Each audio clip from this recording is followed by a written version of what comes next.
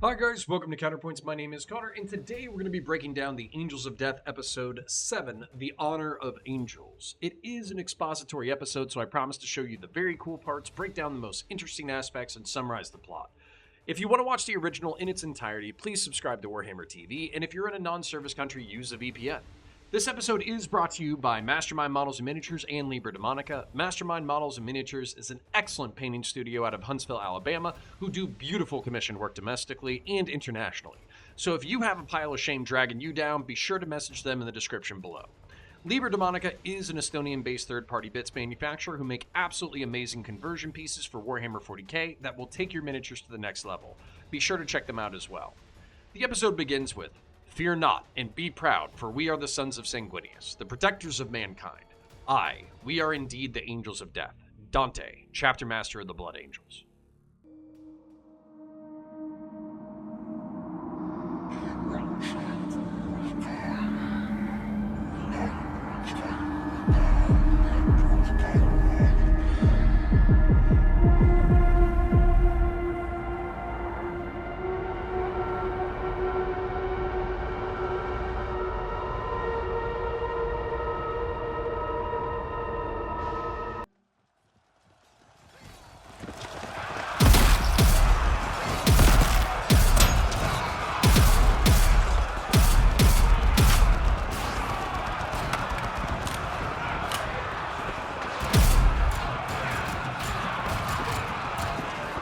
He is lost, brother.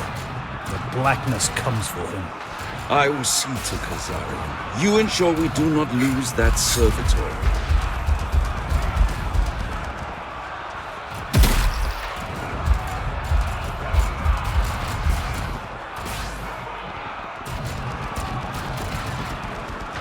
Hope your wrath isn't spent, brother.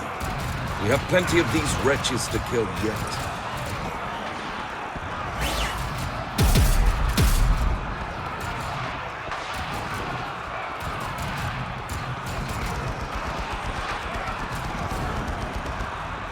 Thank you, brother. I am with you. The curse is a burden upon us all. Salvation did not die with Raphael. The madness shall not claim you while I draw breath.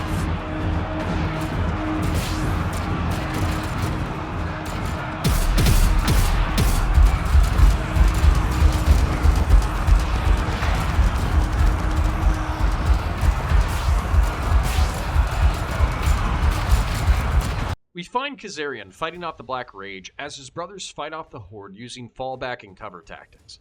This is a real-world tactic in which a warrior will lay down covering fire while his brother retreats. Once the retreating warrior has made it a quick distance, he picks up the fire so his brother can turn in retreat. This makes it so the enemy is constantly charging into a wall of lead and cannot capitalize on a retreating unit in disarray. And Chaos reassures Kazarian that Raphael was not the only one who cares about his spiritual survival, and he will be with him as long as he's breathing. For all of Kazarian's bitterness, it must be somewhat relieving that the family he believed abandoned him is fighting for his soul and survival in the heat of battle. Now, this is a very padded episode with a lot of exposition, so I'll summarize about 10 minutes of relatively inconsequential dialogue. Now, of course, if you want to watch the nitty-gritty details, subscribe to Warhammer TV. Dominus Castia Theta 9 chastises Captain Orfeo as a flawed creation made out of a flawed substance. While the Astartes are incredible creations of bioengineering, flesh still fails, which is why she prefers and trusts steel. Captain Orfeo is irked by this statement and corrects her that the Astartes are the Emperor's will made flesh, and they are stronger and more noble than she believes. The main takeaway from their bickering is that the Mechanicus views itself as an empire within an empire. They follow the bloody crusades of the Imperium as a way to blow away the impediments to their true mission, which is the pursuit of sacred knowledge. Dominus Castia Theta 9 has found one such holy relic, an STC or Standard Template Construct. These are extremely rare and powerful databanks containing the ancient technologies of humanity. Just a single STC can help design and replicate entire new classes of technology that can revolutionize the Imperium. However, one of the main reasons the Imperium is so stagnant is because the Mechanicus jealously guards their secrets and only shares them out of necessity, mainly the necessity of survival. You are less than human. And yet also so much more, as are you. We are not the same. Oh, but we are, Captain. We share a commonality, germane to all sentient beings. Survival, Captain. The things we will do in order to continue to exist a moment longer. We would kill for it. See empires sundered or worlds put to flame. We would sacrifice everything to survive. You said that you serve knowledge. Knowledge is survival. The Siren Tower must fall, and with it the heart of the cult.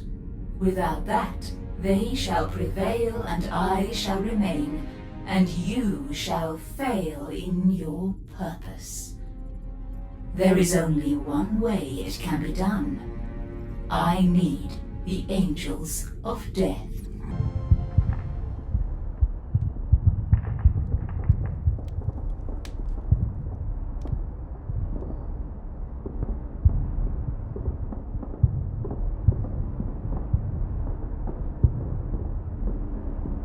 The false angels still live.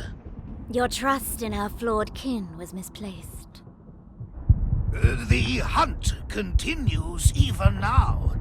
We will tear the prey down. They shall not live beyond the dawn. You shall send true angels again to my side, and they shall kill... I will not. We shall not sacrifice their purity for your pride. The slaves of the machine witch have found them. They are going towards the root of the tower. They threaten... Live or die, they mean nothing now. The hour approaches. The storms clear, and soon we will have the false angels' worship. The many arms of our god open to embrace us. There is nothing that can prevent that now. Return, sibling. We will not waste more of the pure on the blades of the unclean.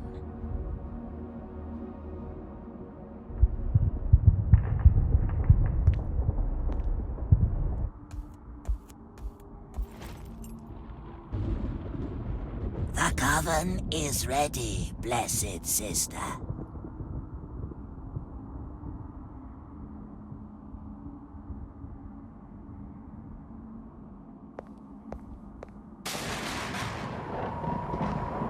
My glorious kin! We have triumphed! We have done our father's work even as he sleeps!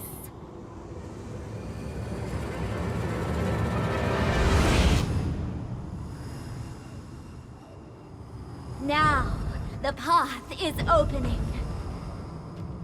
We have risen from darkness. The many arms open to embrace us. And the final step of ascension waits for us to take it. But we must take that step.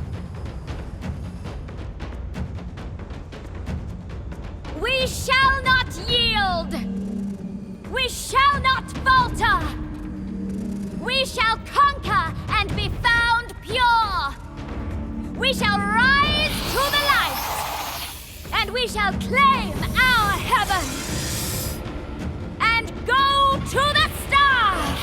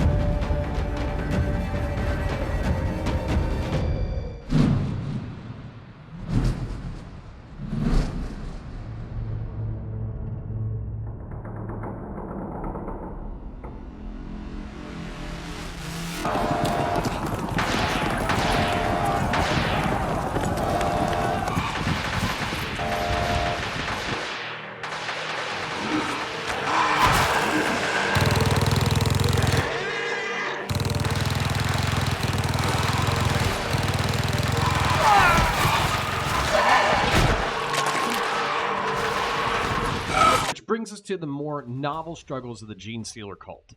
The male leader, Primus, is the martial leader of the Genestealer cult and is responsible for coordinating the efforts of all of the brood. He is single-mindedly devoted to bringing down the Astartes. The Magus, however, is the diplomat and primary psychic linchpin of the brood, only less powerful than the patriarch of the Genestealer cult himself. She is able to assert her authority, noting that they will be in possession of the Astartes worship momentarily, and that they'll call on the hive mind using the astro-telepathic choir. A ragtag group of Astartes and a tech witch are of little threat to them in their moment of triumph, which are of course famous last words.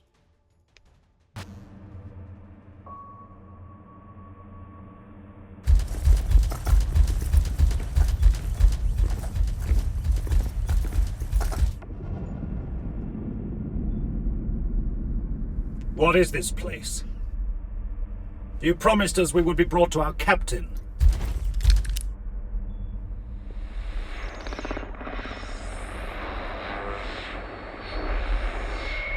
This is Magos Dominus Cassia Beta 9, speaking directly through the proxy servitor unit before you. This is a high-speed macro hoist. Correct. Further context. This hoist's original purpose was to move cargo into the orbital dock. Now, it shall carry you. Where is our captain? The Xenos cult is intending to take your warship and flee this world through the opening in the warp storms. This hoist will take you directly to their inner sanctum within the tower. There, the Patriarch and the Brood lies in hibernation.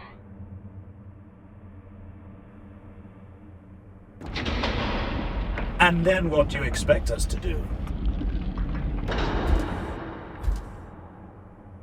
Our duty, brothers.